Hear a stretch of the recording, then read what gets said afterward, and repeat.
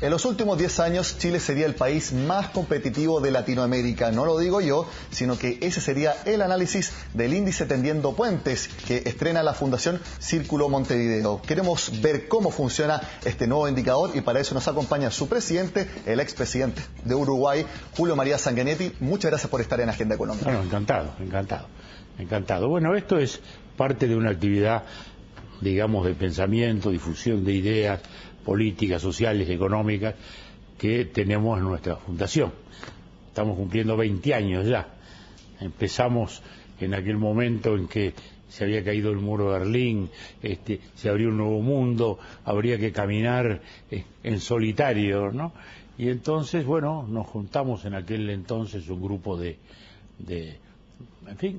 políticos, de economistas, Felipe González, que fue constante animador, Fernando Enrique Cardoso, Leonel Fernández, Dominicana, Belisario Betancur, el hoy presidente Lago, que entonces no era, fue antes de ser presidente, y bueno, algunos economistas, Enrique Iglesias, Ocampo, José Antonio Ocampo. Bueno, y en los últimos tiempos también, además le agregamos una parte empresarial, para tener otra visión, ¿no? Que no fuera solo la de los políticos y los economistas, sino la de los actores. Ahí está Carlos Slim, Alejandro Bulgeroni, que son empresarios latinoamericanos, pero multinacionales, digamos. Señor Sanguinetti, esto también coincide porque en Chile actualmente es el año de la productividad. ¿Es solo una coincidencia o hay una mirada en toda la región de que este tema es primordial para las distintas economías? Es muy claro. Del 2003 al 2012 tuvimos el periodo de bonanza internacional más aventuroso de nuestra historia, se puede decir, o de nuestra historia conocida, ¿no? Se discute si en la posguerra de la Segunda Guerra Mundial fue más o menos, pero en todo caso, esto ha sido excepcional en cuanto a los precios de minerales, de materias primas, de productos alimenticios, etcétera. Esto se para en el 2012 y ahí empieza una situación diferente. ¿Estamos en una situación de crisis? No, yo diría que estamos más bien en la normalidad.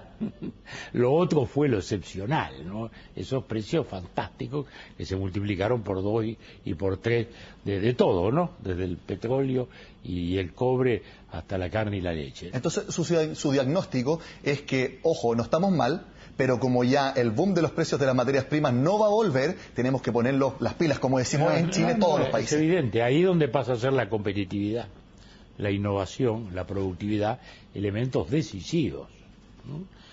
Porque también si algo nos deja como experiencia estos años, es que depender solamente de los precios de los commodities, bueno, es muy vulnerable para nuestras economías.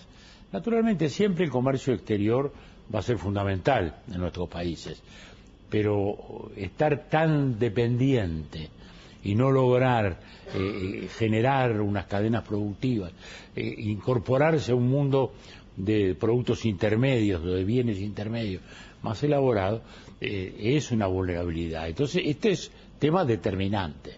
¿Y esta competitividad tiene que darse país compitiendo con los otros países o también tiene que ver algo, como usted mencionaba, las cadenas productivas, tiene que haber una mancomunión, trabajo coordinado? ¿Cómo tiene que darse? Bueno, yo diría que son los dos enfoques, son las dos cosas. No va a haber competitividad exterior si no existe una coordinación y una economía que funcione con fluidez internamente. Eso es claro.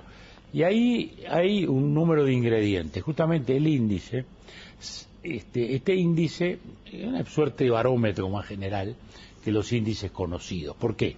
Porque normalmente se miden variables cuantitativas conocidas, ¿no? ¿Verdad? Fácilmente mensurables. Acá hemos incorporado otros elementos que son fundamentales a la hora de la competitividad, como por ejemplo la gobernabilidad, que parece que no, pero sí. Un país con baja gobernabilidad, con bajo Estado de Derecho, con déficits educativos, difícilmente logre tener la capacidad de innovación suficiente para en un mundo global insertarse con eficacia y con éxito. Entonces, yo creo que ese es el gran desafío que tenemos hoy en toda América Latina, ¿no? Nos imaginamos que después de caído el muro de Berlín y terminada la Guerra Fría, no había más variantes que la democracia y que la economía de mercado. Estaba todo resuelto, ¿no? Y los hechos nos dicen que tenemos problemas políticos en la democracia y económicos en esa necesidad de competir, de innovar, de generar más productividad, en lo cual también se basa en la educación, donde tenemos que lograr claras mejorías, ¿no? Fíjese que en educación el famoso índice o pruebas PISA de la OCDE, somos 67 países y los únicos 8 latinoamericanos que nos evaluamos, porque la mayoría no quiere evaluarse, es una resistencia al verómetro, están entre el 53, que es Chile, que es el primero, y el 67, que es Perú. O sea que esos son elementos luego de la productividad. Julio María, en tema de gobernabilidad, ¿cómo ve a Chile actualmente? Estamos en una desaceleración económica, desempleo que en algunos índices están bastante al alza, pero también hay un problema de desconfianza en las instituciones, en el Congreso. Tenemos una presidenta Bachelet con índices de aprobación bastante bajos y también tenemos un serio problema de irregularidades en financiamiento a la política, con formalizaciones de exparlamentarios, etcétera. ¿Cómo ve ese tema, sobre todo el tema del financiamiento irregular a la política? ¿Es algo preocupante de lo que está pasando acá en Chile? No, yo diría que es preocupante siempre, ¿no? El financiamiento de los partidos es un tema clásico y muy difícil. Y por eso es que se han ensayado todo tipo de soluciones. Pero básicamente hay que pensar que el gran financiador tiene que ser el Estado mismo, y el acceso a los medios. Porque al final los partidos salen a juntar plata y terminan, digamos, gastándola en los propios medios. ¿En ese sentido le parece bien lo que hizo Chile, que fue prohibir el aporte de los empresarios a la política y que sea todo financiamiento estatal? Bueno, mira, eso yo no sé si tan drásticamente está bien o no. Lo que sí es claro que tiene que ser transparente, no puede ser una cosa oculta. O sea, porque a mí que una empresa muy importante diga voy a hacer una contribución a la democracia, porque la vida de los partidos es esencial, y ahí voy a lo de la protesta que me dice usted, o a lo de enojo, ¿no? Y si quiero contribuir a la vida democrática, contribuyo equitativamente con todos los partidos y lo declaro. Bueno, no es comprar un favor. Lo que se tiene que evitar en la legislación es eso. Es la compra del favor, la excepcionalidad de la ayuda. Que no haya cohecho. Bueno, y aún sin cohecho, si llegara a eso, que haya una influencia que va más allá de lo normal. Pero estos microclimas de enojo, yo le diría esto, Chile hace bastante tiempo que está un poco enojado. Yo me acuerdo que en la época que todavía Chile, en todos los seminarios, y todavía sigue siéndolo, ¿no? La vedette, ¿no? El que ha manejado mejor las cosas, el que se ha modernizado más, el que se ha incorporado mejor al mundo global. Y yo siempre le decía, ahora si quieren oír hablar mal de Chile, vayan a Chile, porque ahí hay mucho enojo que a mi juicio, yo lo veía a los 6, 7, 8 años, ¿no? Y se advertía, ¿no? ¿Pero es enojo o una exigencia de los ciudadanos, como usted dice, un país que ha ido mejorando en los últimos tiempos? Bueno, ese es el tema. Las clases medias crecen y las clases medias son más exigentes, ¿no? Primero quieren acceder a la educación, después quieren que la educación tenga más calidad. Y es lógico. Lo que no es lógico, o no es bueno en todo caso, es que eso luego lo proyecten al terreno político, cunda el escepticismo, nada está bien, nada funciona bien, los partidos no son lo que yo aspiro. Bueno, y ahí es donde empieza una peligrosa deserción ciudadana de la cual tenemos que prevenirnos. Julio María, ¿cómo ve también en la situación en dos países de la región que están claramente con muchos problemas, como Venezuela y también Brasil, donde hay problemas de gobernabilidad muy fuertes en Venezuela, y también en Brasil una presidenta que está a un paso bastante concreto de poder ser destituida, y también donde la corrupción es prácticamente el concepto de moda hace mucho tiempo? Bueno, ahí son dos enfoques distintos. Venezuela es un país hoy, yo diría, absolutamente destrozado como sociedad.